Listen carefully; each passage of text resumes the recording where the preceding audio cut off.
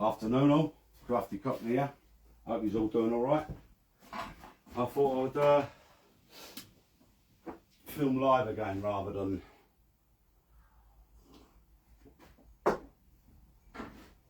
film small sections of footage, and then I could just let the camera roll, and I'll try and keep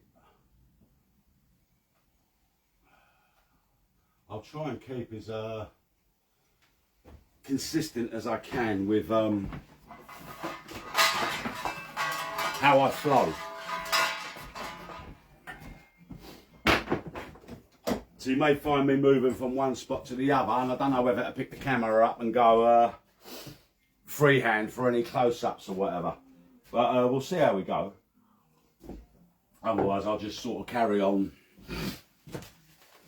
regardless. What I'm doing at the moment is getting all the material ready to build the wall for my pocket sliding doors, and this needs, I've done it again, no I don't, this needs me to create I want to create a panelled effect, so the wall actually looks like a feature wall, almost looks like a Edwardian. I mean, it's quite fashionable now at the moment, everyone's doing raised and filled panel or raised fielded panels, or just raised panels with a shaker style effect. Grey is extremely popular at the moment, so yeah, I haven't used grey for a long time, not in my own house, but I've done it for other people. So no, I'm going to go on those principles and just change the complete look of the room for myself. I've never set it up for myself, I never had time. So what I'm doing here is I need a base skirting to start from. The top material, which I'm ripping for the raised and fielded, is 12.5mm. That's getting planted onto a 18mm MDF board, which is really creating the partition for the wall. That's how I've been able to keep it so thin, by making the ladder beam across the top, which is structurally secure, fixed to the wall. Okay, it's minimised, that's brought it down close on 400mm. The ceiling's close on sort of 2.2. So I've immediately brought that down to sort of the top of the beam. I've brought that down to about 2.1, then fixed a main frame across it. Okay, that's reduced the flexibility in the sheet already, because there's 400mm of it fixed at the top. Plus I've got the jam up against the wall, which is 18mm again, and at the bottom I've got a 40mm piece of aluminium channel angle.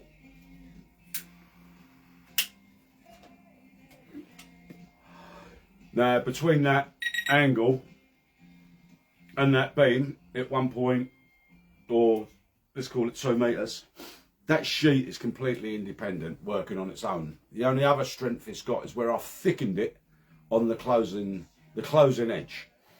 But I'm quite happy with, obviously, the moisture conditions and everything in the house and whatever.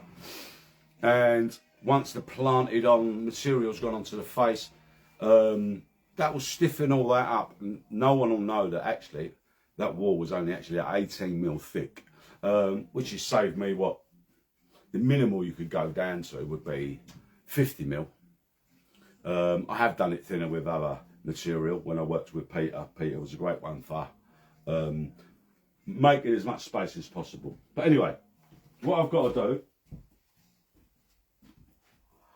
is create a baseboard, and I want it thicker than the first piece of the raised and filled panel, which is 12.5. So I'm going to use 18mm, okay, which is going to give me close on what, 6.5mm step out, but it's still enough to give that shadow, that step in to recreate the original feature. These were offcuts off the sheets, I don't waste nothing. So these are coming up at 166 at the moment, and I'm going to reduce them down to 150. So I'm going to set the saw up to 150, okay, rip them down, and then I'm going to put the same detail as I've done on the actual panel rips, which is a very tight small radius, just to take the Harris off the corner. This, anything like this on a corner, that sharp edge there, it's called a Harris, okay? And it's extremely hard to get paint to sit on that edge if it's too sharp.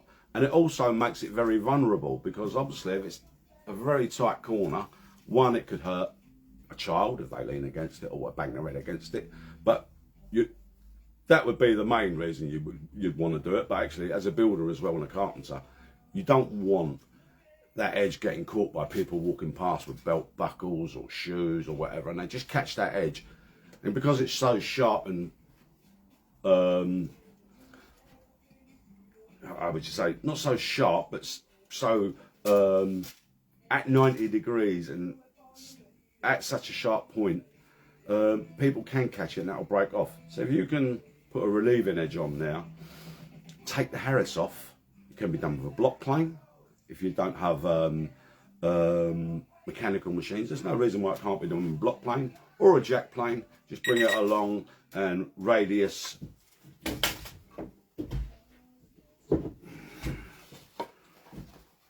Just raise radius along, so you bring your plane and you just take your plane across there and take that edge off, cut a little strokes, and that is actually more than enough. You've taken the Harris off, okay? A little bit of rubber sandpaper along there, okay? And that will make sure your paint rolls around the corner nicely, but it's also nice on the hand, it's just nice on the touch, and it's a nice detail rather than a sharp 90-degree edge with a Harris on it. Get the Harris off. We don't like Harrises. So I'm going to set the saw up, rip them down, transfer over to the router table. I'll keep the Hoover going most of the time, so it'll probably be noisy. I'm hoping these earphones are picking me up, but I don't know. But we'll see.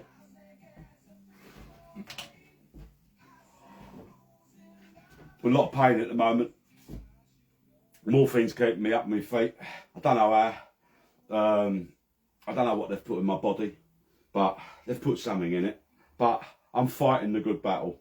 I have to fight the good battle, because I can't let them get away with what they've done to me. But we'll talk about that another day. I'm going to drink this tea. I'm going to have a good hit on that, and we'll get rocking and rolling, eh? Hoover's going on.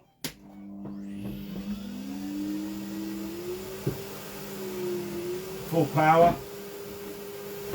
I'll take these two pieces over.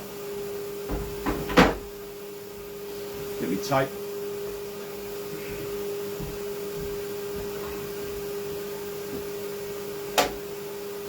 As I say, this is the Festoon CS70 LA. Bought it from French's Locks and Tools in Holloway Road. As soon as I had it on display, I walked in. I thought, I'm having that. And Luciano, behind the counter, set it all up for me. And I bought all the extensions, everything. So I could try and at least bring a high level of my joinery experience to site. It's hard on site when we're using portable tools to actually be spot on accurate, and you know, we're trying to be as accurate as we can. And obviously with kit like this, which we're able to pull in and out of the vans and get onto site, it can make us extremely accurate on site. The only issue is there's so many guys out on site at a certain age, not their faults, not at all, who just ain't trained well enough. They were taken on after the era when Margaret got us all in college, and I think Labour took over, or whoever took over, one of the idiots,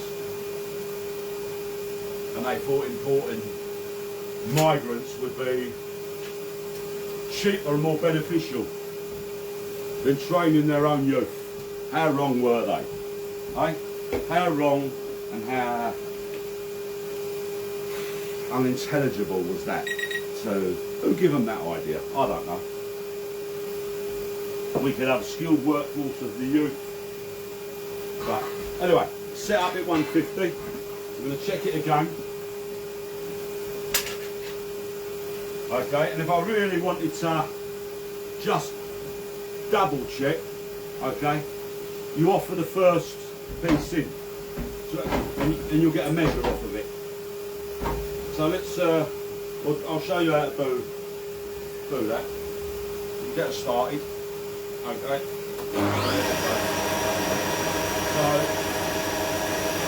pushing, going, getting these stands right, pushing up against the fence, holding it firmly, well aware of where my hands are at this time, and I'll bring it into the floor until I hear a tingle. Here we go, there's a tingle. And that's going to give me my first little cut mark. So I can bring my fork tape up to the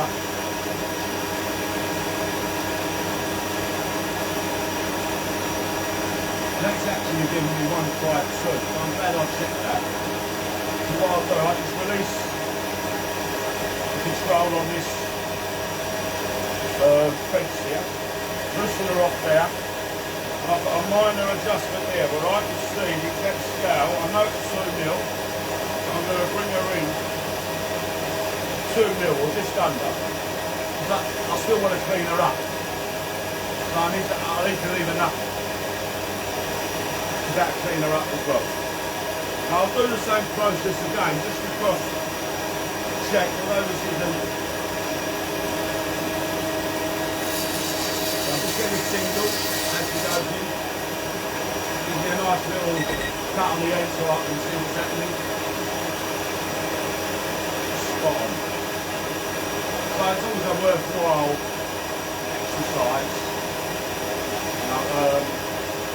You want to get spot on, don't just assume it's always right. There's a bit of vibration on the blade, you know, so you've got to compensate for that. Always run a bit of scrap wood in first and check what your cut actually definitely is. Alright, here we go.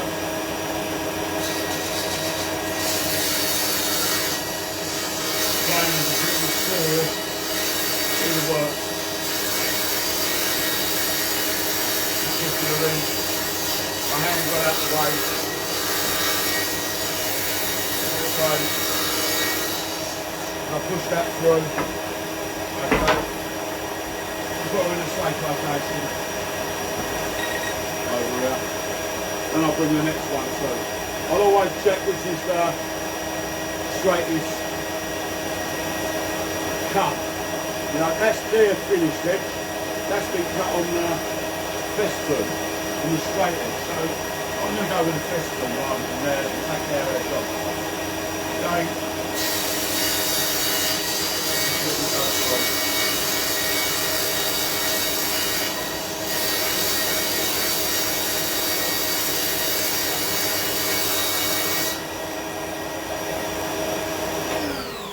Turn her off before I put my hands anywhere close to remove the offcuts.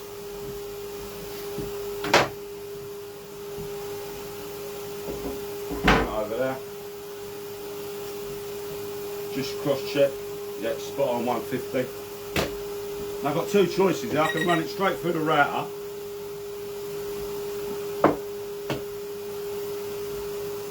Or I can put the two pieces together first. On the face edge. That's one thing that's important about being a carpenter. Okay, is knowing how to prep your timber. And that's important, especially if you're a joiner. Not so important if you're out on site and you're a carpenter and you're doing first fix, because you ain't got time to be squaring everything up. You're assuming the merchant you brought the material from, or the timber supplier, has done that job for you if they're good enough. Especially now with plain old round timber. We never used to get that. It was old 4x2 and you get big scalps on your hands and splinters. Now it's all machined up. But it doesn't always make it accurate. You know, I've had some 4x2 and what you're looking for, okay, is that there. That is square in both directions. But there you can see straight away.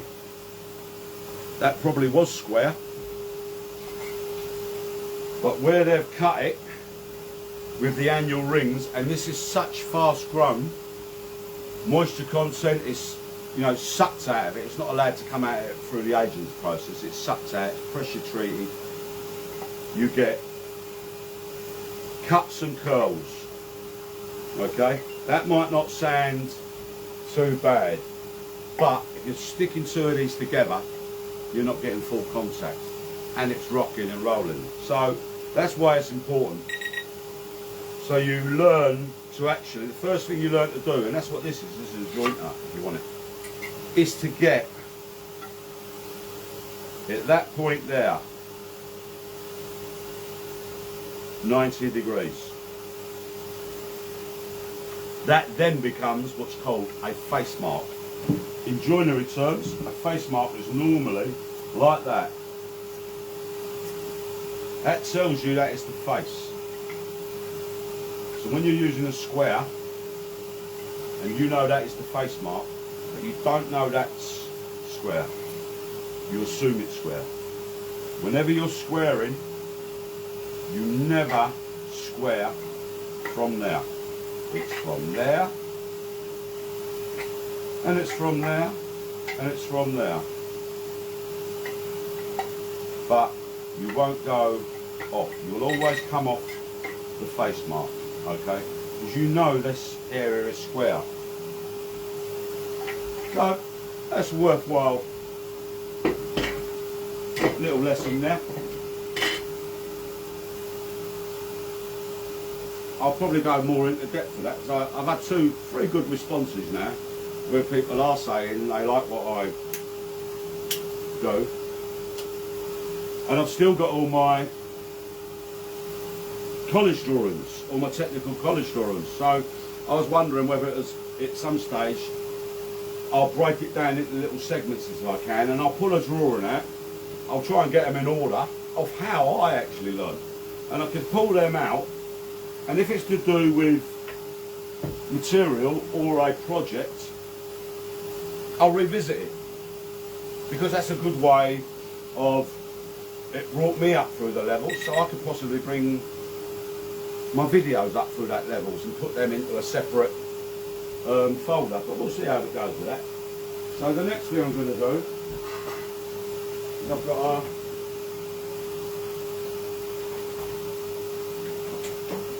just run these through the router. Oops. Which won't take me a minute. Right. I might try and see if we can bring the router a bit closer. I'll move that in a little bit more.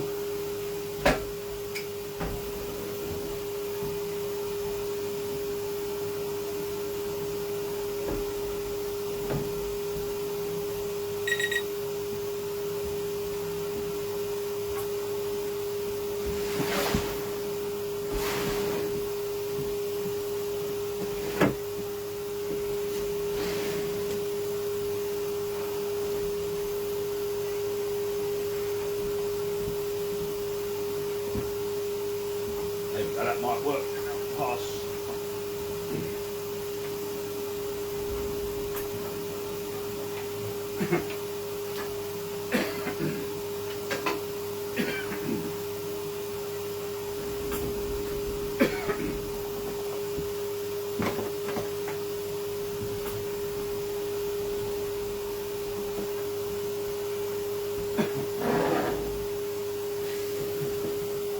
There's my hoover. I'll keep that on, and I can just move that around and then bring that straight onto the router, which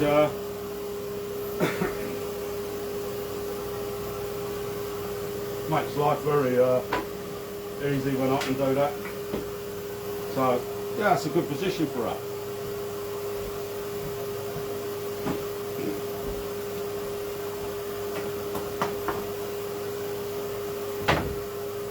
So I'm actually going to give these two a face mark, because obviously I've sprayed up there with them and used them as just spraying supports. So I've got things like little cuts, but I've still got one good face, so I know that's my good face there. I know that's my good face there. That's a good edge, and that's a good edge. So I want that there as my top edge. So I'll take the Harris off. But what I'll do first, I'm going to run these, just smooth the top of these off. So when they go through the router, they're actually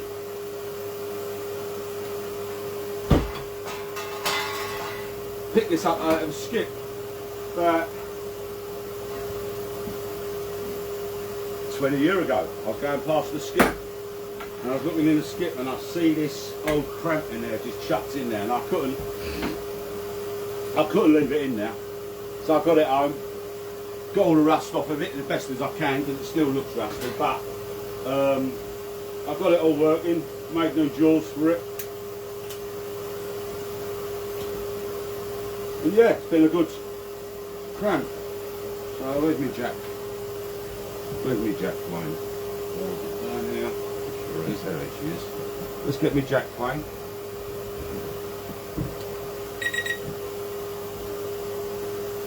You turn the hoover off a sec. Done it beyond. I could get the electric plane out for this. I could just leave it and let the decorator do it. But actually, I am the decorator, so what's the point? So I'm going to clean it up.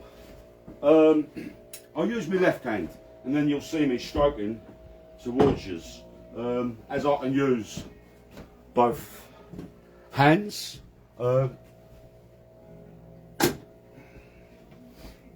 As I wasn't left-handed at birth,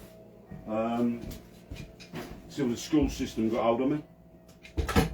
It's another story, but it's allowed me still to use both hands. I'll just put a cramp on there because it stops them splitting when I put pressure on it. Let me just actually put that around the other side so it doesn't affect me when I'm planing. There you go. Always got to think about these things. Don't create obstacles for yourself. Try and keep your floor space clean so you don't trip. Trip hazards. One of the biggest problems on sites, that especially today, because people are working, but actually while they're working, they've got headphones in like me, or keep their headphones in so they can take phone calls because they're running their business at the same time and everything. And subsequently, you lose one of your senses, and that is making sure your environment is safe all the time to working. I'm not the greatest one, you know, I take risks, but they're my risks to take. But I can't do that with someone else because I'll be held liable for that. It's all right me taking risks with myself, but not someone else. So yeah, I'm more of a common sense man. If I think I've got staff around me which are there to work, to earn a living, I soon learn that actually I don't have to be on their cases checking them all the time, because they're aware. They want to go home, walk home, bus home, drive home. They don't want to be carried home or carried out by six. So they're safe guys to have around. whether it's a young thing or a maturity thing as well, I don't know. There's those what they come on site and the old carpenters will play, the old builders will play tricks on them and everything. So I suppose we don't help because we set the scene. You know, we got a young virgin come on site. Everyone wants to see how virgin they are because most of the time they are virgin. They haven't got a clue. Didn't grow up in the 60s. That's why. So yeah, they're open fodder, aren't they? And they'll fall for most things, but they'll learn. And yeah, they're going to repeat it themselves. But then they'll, as they mature into their trade, and they realise that actually their potential and where they can go, I think that's something that dies out. But in some it don't, and they're the ones you have to be careful with. So again, there's my face mark, and that's the side I'm going to take off. I'm going to start the hoover up again. So if it's noisy, only be a couple of seconds.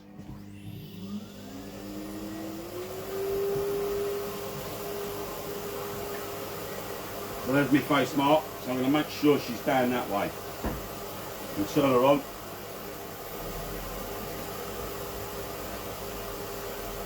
Always handy, turn on what you've got in your hands.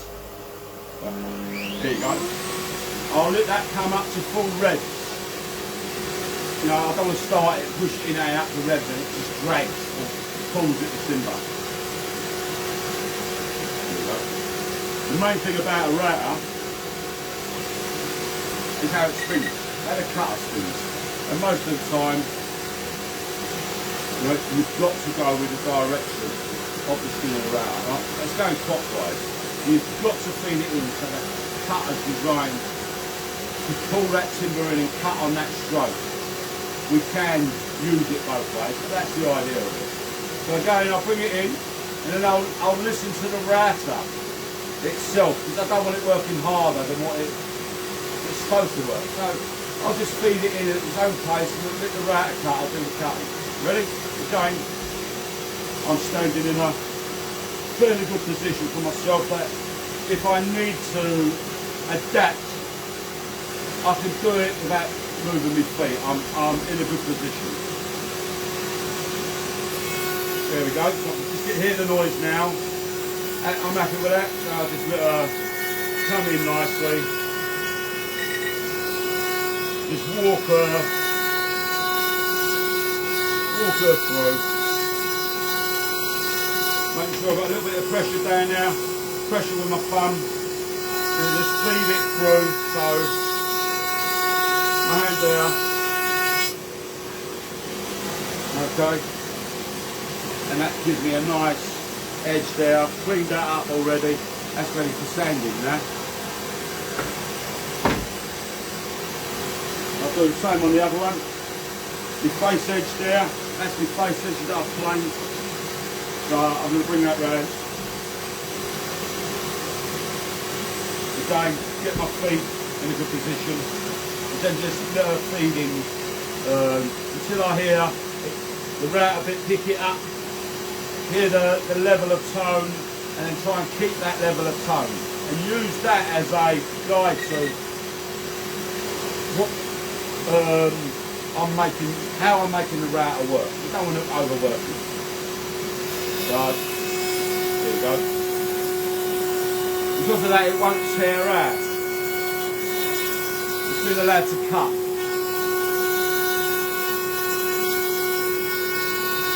Just walk it through.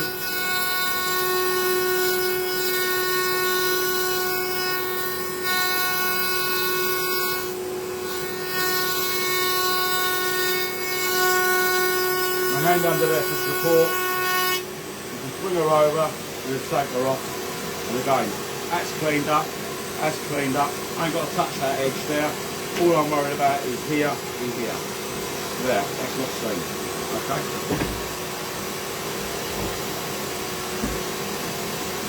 Turn this off here, I've got a safety button on the side, I'll just slap her. Again, I'll show you that.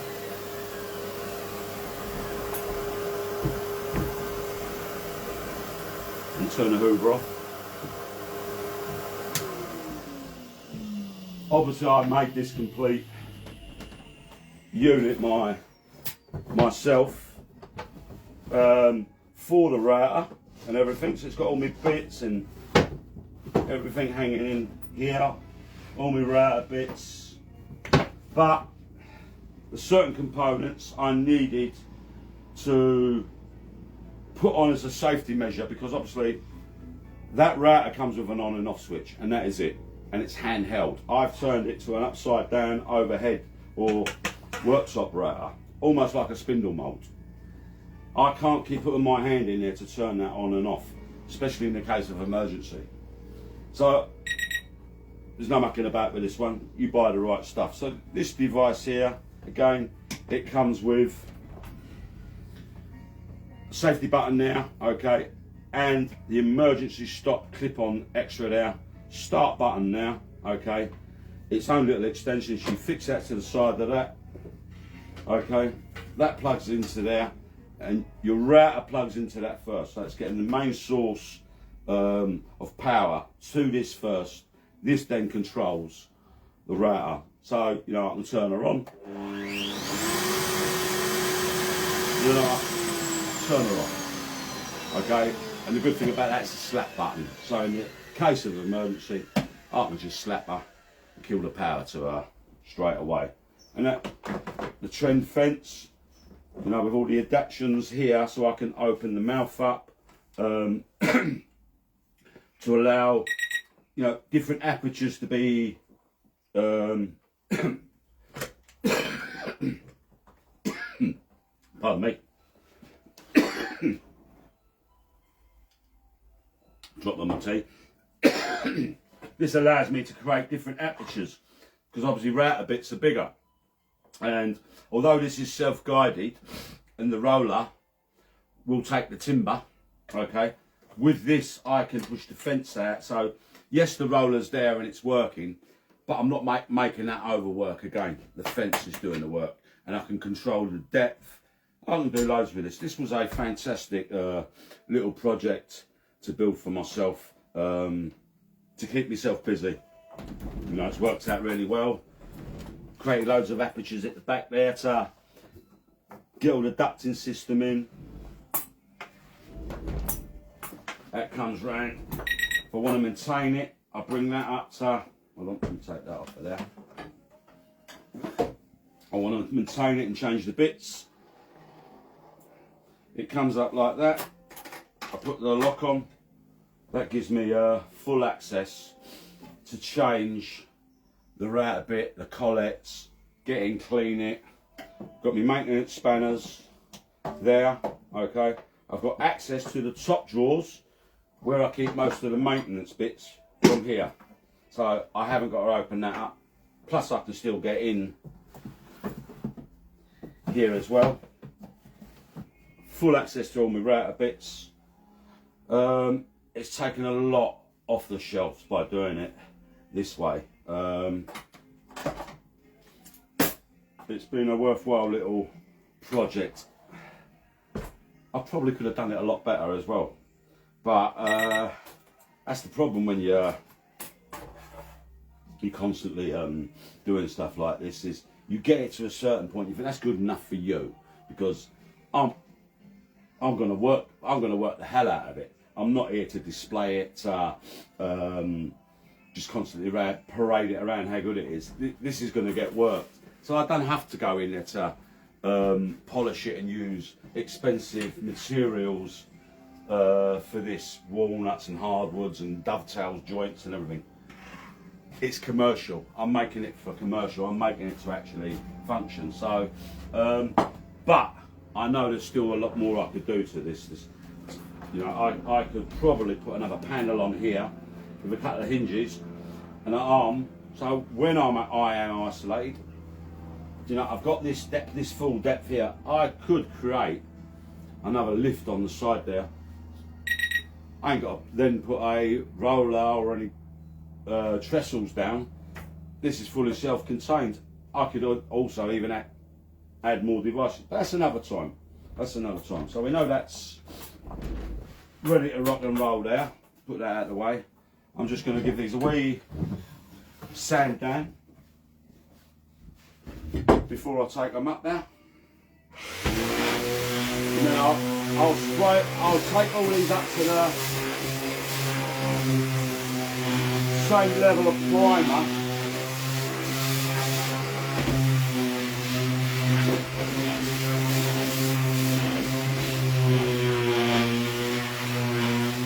As all the others. And then hopefully then I'm not lagging behind, because I like to be able to do everything in one stage. So if I can get all the materials up at the same level, I'm not constantly going backwards. Oh, I've got to do that bit, I've got to do that bit. So I know I've got to get these done. So these are the last key to the puzzle. I get these cleaned up and ready, sprayed up, and by the time then I've started fixing everything on the wall, and these go on it as well. When I do start the black painting, I'm spraying everything at the same time, because I've got everything up to that right sequence. So that's important. You don't want to make a plan and stick to it. If it don't work, don't change it, deviate it, because it started off working.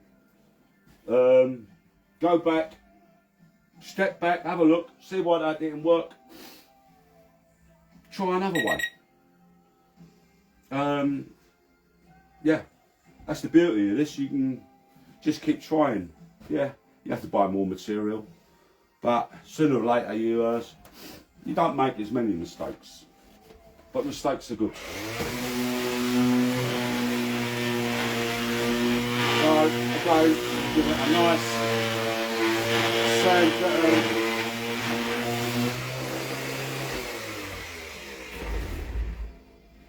Gets me a nice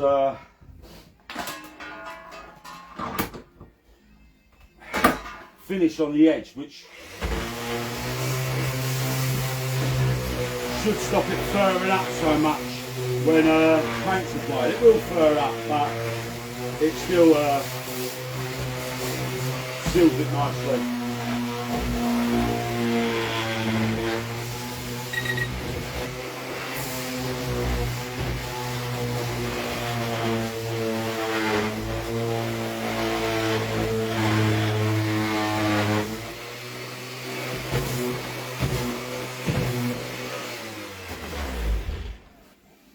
That's it. So you know, I can run my hand along it. You know, that's a good, I don't know if it's a good character of what I'm saying or whatever, but when I used to do handrails, most of them were in mahogany or oak or whatever, you know. And I used to do the reefs and sing the Indian carpenter taught me to do the reefs. You know, it wasn't about your eye, it was actually about your hand. Okay, you had to create the overlow shape of the handrail, whether it was an overlow or it was a pig's ear on the side or whatever. Once you'd got that on all your straights and everything, recreating that on the reefs, most of that was done by hand.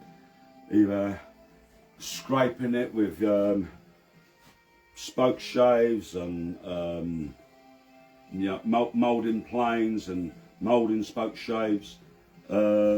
Creating a spoke shave to the profile so you could scrape it in and roll that round, but the rest of it was really then all by hand.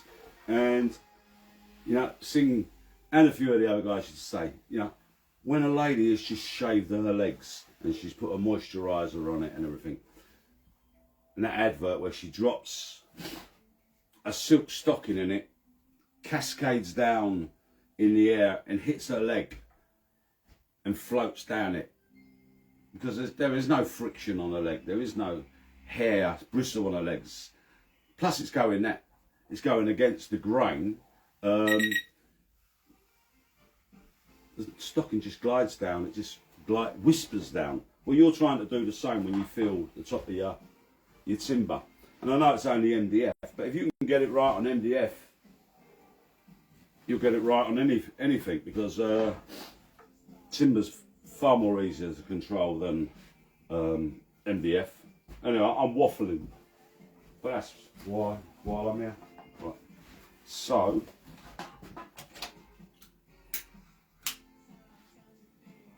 I've finished this process of cutting these now, so really I'm going to take these back up to the upper part of the garage and then spray them. So I'll end this broadcast there. I hope that's giving you a bit of insight how my workshop works and how my machines work, and I will be changing this workshop over the period, so you'll probably see this journey with me, because it was set up for my building company. It's not there for the building company no more. It's for me. So I'm going to strip all this out, try and create more storage for all my timber, because I don't chuck nothing away. But if I can get rid of all that down there, it gives me more space then to keep this area clear, move all this down to there, my bandsaw, this down to there. And again, just give me a better workshop. So I've got a rotation. I can go from either the cutting, preparation, squaring up, over to either mortising, cutting mortises and tenons, or if I'm on profile work, over to the bandsaw, over to the rip saw, or the cross cut.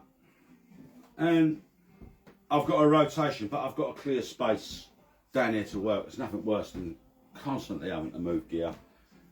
No workshop's ever big enough. You'll always fill it up, because once you get the bug, what's that? 40 years worth of my life on these walls, in these cabinets, under these benches, in this shed.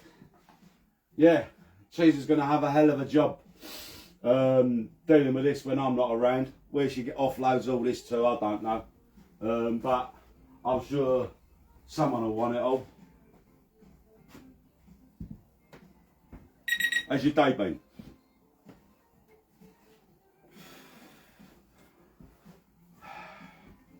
It's hard. I don't know how long I'm going to get on my feet at the moment, because the morphine controls my day.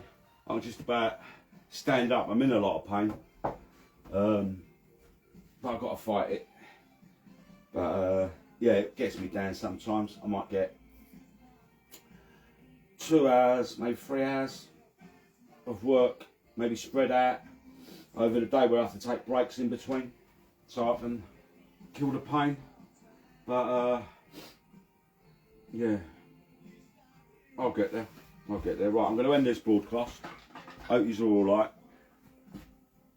If there's anything you'd like me to concentrate on a separate video, yeah, tell me what you'd like me to look at, and I'll see if I find time and put that little segment together.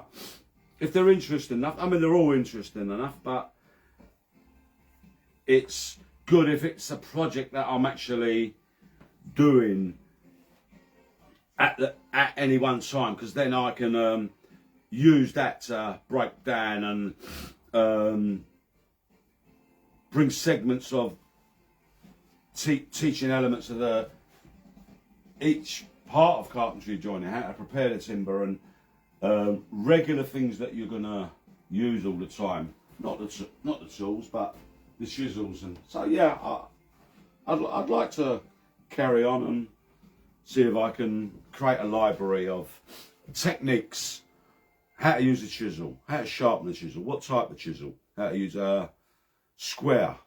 What square do you need in your tool bag? Is it just a combination square, or do you have a fixed square? Do you want a slide and bevel in there? Of course you want a slide and bevel in there.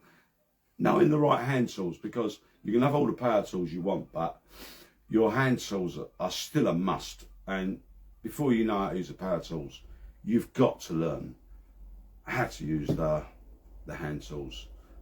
I say it all the time. to my boys and all my lads. What happens when the power goes off? Or the power gets too bloody expensive, because everything in here is electric. I have to turn it on, it costs me money. And there'll become a point where, the way these lot are going, yeah, maybe I won't be able to turn them on. I ain't got room to get a horse and cart and any sort of other form of making power down here. It'll never come to that, but you've always got to prepare for that. So I like using the hand tools, because that is the craft, the hand tools, not the electric tools. And what's up there? So yeah, learn how to use your hand tools. And if there's any young lads watching, any teenagers, young girls, my advice, yeah, if you're so into all the media stuff and all the computer stuff, and that's what rocks your boat, get into it. But for any young lads or young girls out there who want an independent life later on, where they can actually decide how they want to live their lives, how they want to provide for their families, get yourself a trade, because you'll never. My dad taught me drummed it into me from 8 years of age, I think, or whatever. Get a trade. You'll never look back.